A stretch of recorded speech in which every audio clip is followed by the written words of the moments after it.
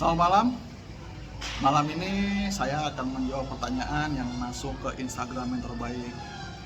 Pertanyaannya adalah bagaimana saya menghadapi krisis 2020 dari mental dan psikologi saya. Oke, bagaimana sih mental dan psikologi saya di tahun 2020 saat krisis tersebut? Wah, pasti kalau teman-teman berpikir saya akan jawab, saya takut, saya panik, saya ngeri, saya nggak tahu mesti ngapain. Aduh, sayangnya saya mau menjawab bahwa saya sangat excited saat itu. Kok bisa? Ya, sebenarnya gini, krisis 2020 itu adalah lanjutan dari sebuah pelajaran yang saya dapat di tahun 2008.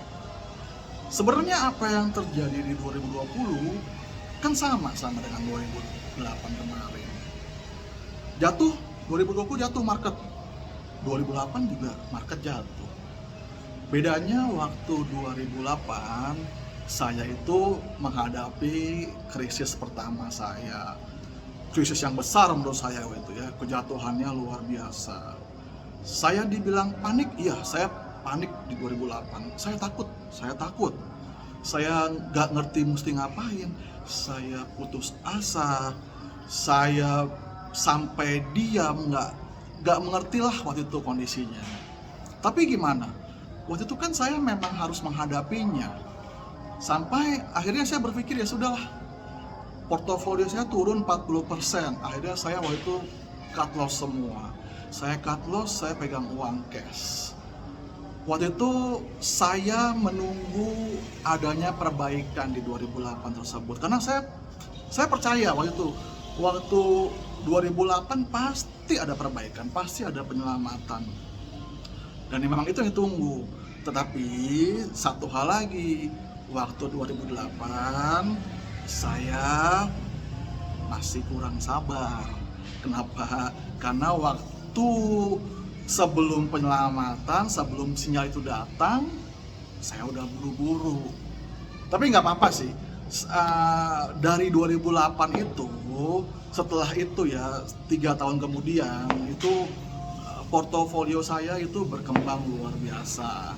Nah, di 2020 itu apa yang saya rasakan juga, saya sangat santai, saya sangat excited belajar dari pengalaman sana. Bahkan waktu itu saya lagi di hotel bareng istri saya, dan saya cuma manggil istri saya dan saya bilang, wah ini turun, kita mesti siap-siap. Dan memang saya waktu itu bersiap-siap, dan saya memang lebih sigap saat itu. Saya sigap, saya menyelamatkan apa yang bisa selamatkan, dan akhirnya saya waktu itu megang cash cukup besar, dan saya menunggu momennya datang.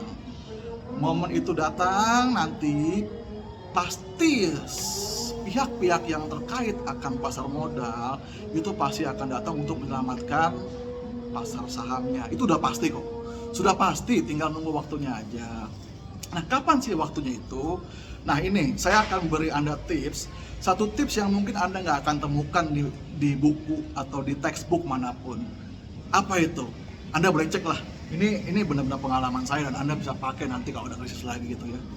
Jadi semua pihak-pihak yang terkait itu akan datang menyelamatkan saat kejatuhan besar, dan mereka akan datang itu saat indeks itu sudah jatuh lebih dari 30%. Coba Anda cek aja. Nah, 2020 saya sempat bilang sama Mas Tom Hardy waktu itu, Mas siap-siap. Saya juga bilang saya siap-siap. Waktu itu kalau saya nggak salah itu hampir 40% bro jatuh. Dan waktu itu semua central bank dunia, semua menteri keuangan dunia itu membuat suatu kebijakan untuk penyelamatan. Apa yang saya lakukan itu tuh? Saya ambil momen itu dan saya masukkan sebagai port investasi saya untuk jangka panjang. So, kalau dibilang takut, dibilang panik, enggak. Itulah yang terjadi. So excited. And you know what? Here we go.